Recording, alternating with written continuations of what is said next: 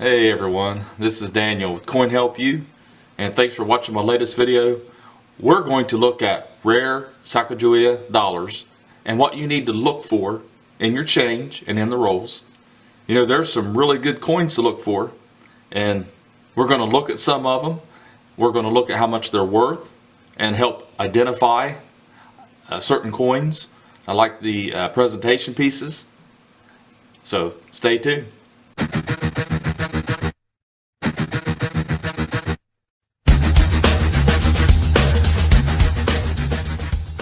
So please hit that little bell, that like button, subscribe to my channel. I appreciate everybody that subscribed to my channel and all the comments. So anyways, let's get to looking at some of these images and values of the rare, or at least valuable, Sacagawea dollars. Here's the presentation pieces.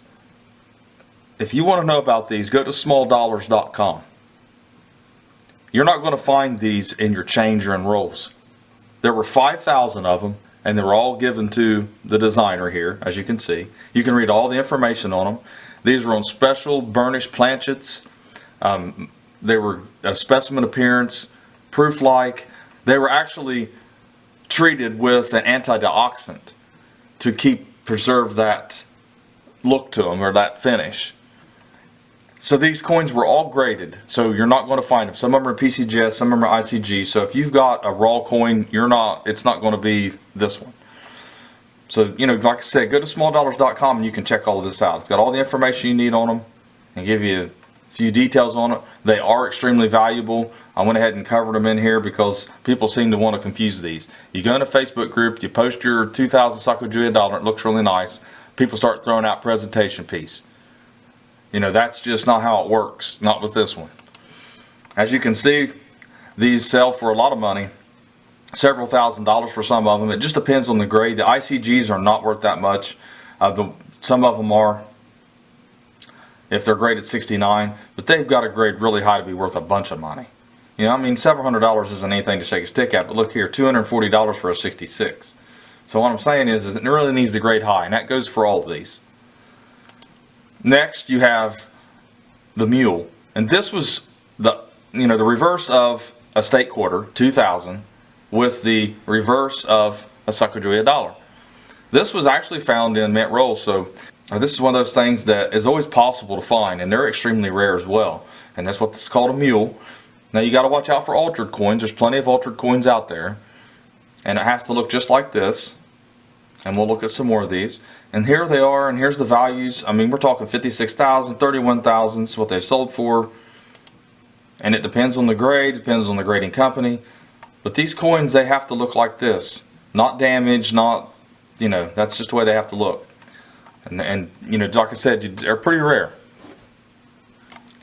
A variety to look for on the 2000 Sacagawea dollars is the Wounded Eagle. And that's the FS 901. Now this is one variety you want to look for.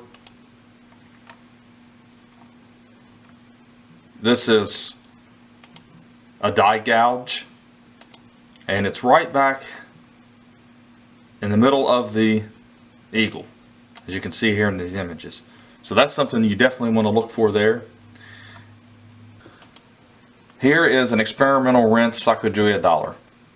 There are centered or improperly annealed planchets. This is not the same thing. Those will have more of a mottled appearance, or maybe splotchy sometimes. I've found a couple of them myself. They don't add a lot of value to them. I mean, if they grade high enough, yeah. Same with these. They don't really have a lot of value to them. You know, but you can still find these. They're still going to be, this explains it a little bit better, but obviously it's an experimental rinse that they tried. And you know, 2000 is 1 year for these. I mean, there's a lot of different things in 2000. But here you can see how much they're worth if they're graded. They're almost not worth having sent off unless you're going to get a 68 or a 69. Now next here is the Cheerios dollar. And here it calls it the reverse of 99, but it's accented tail feathers. It's considered a pattern design. As you can see, this is the normal regular 2000, One thing about the Cheerios dollars, you can't tell which one it is because of the backing on the Cheerios cardboard. But you don't want to take it out. You just want to send it off to the grading company if you find one. Don't take it out of the package, because if it's like this one, then it's like a normal one, and it's hard to prove that your Cheerios dollar was actually a Cheerios dollar without being sealed. So now with those, you know, they're worth a good amount of money here, as you can see. And it depends on the grade and which type it is. But you know, we're talking several $1,000s if you can get the right grade on these. Even some of the cents, if you can get the cents to grade high enough, and it's very difficult to get those grades on them. But they both came to in more cents than there were Sacagawea dollars, and that's why it makes them more rare. Then you have a lot of errors for Sacagawea dollars. These here are struck on state quarters. This one here is a verse cap die. A lot of this stuff, I mean, these you can probably find in rolls or been found in rolls or bank bags. But something like this is going to have to be found in a bank bag. That's the only way. I don't know how it got through the Riddlers in the first place, because it's the wrong size, but it somehow did, or was removed from the mint somehow. And you know, mint bags, mint sewn bags is where you're going to find stuff like that if you're going to find it. Here's some clip planchets. You can see how much those go for. You know, $111. The no date on the, as far as the adjustment strike, I mean, that one's there's, you know, that's pretty damaged. You're going to have that one certified to see if that's what that is, because there's going to be a lot of damaged coins. Let's take a look at that a little bit closer. I can see a lot of people having this and then thinking it's a damaged adjustment strike. You know, and boy, I'll tell you, that'd be a tough one. You'd have to really study this out to know what that was. Here's some more on the experimental planchets, $141, $129. Here's another one struck on a Susan B. Anthony planchet. That's $9,000. You don't hear a whole lot about that. Here's one that is struck on, and this is the difference. When you see this one here, you can see that it doesn't have any raised areas. It actually looks cupped. This is what you call a Type 2 planchet, $47. You know, don't sell for a whole lot of money, but it's unstruck. It did go through to get the rims. It went through the upsetting mill, but it didn't get struck by the dies. Here's another off-center, extremely off-center. It's worth a lot of money too, as you can see. So there's some mint errors to be found. Here's a multiple strike, off-center second strike. And here's a split planchet. You know, there's a lot of little things that you can find. Like I said, you know, 2000 was a really good year for this. Now, I know a lot of people are looking for the high grade examples. And I've seen that before in the group saying, you know, should I have them sent off and have them graded?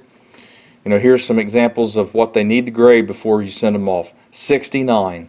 And that's very difficult to get that grade. Now, when you get down to 2005, if you can pull a 68, and it's hard to get it. I mean, you can send off coins that look like the grade, and they won't get it. I've seen it too many times. But I'm not saying you shouldn't try. But you're going to have to get a really high grade, mark-free example. Something that has not been mishandled very much at all, maybe in a mint set. But anyways, this is what their values are. So I hope that gave you some ideas of what to look for in your Sacagawea dollars. And look, don't open up the rolls, unwrap or unsearched rolls or bank rolls or mint rolls, and or any mint sewn bags.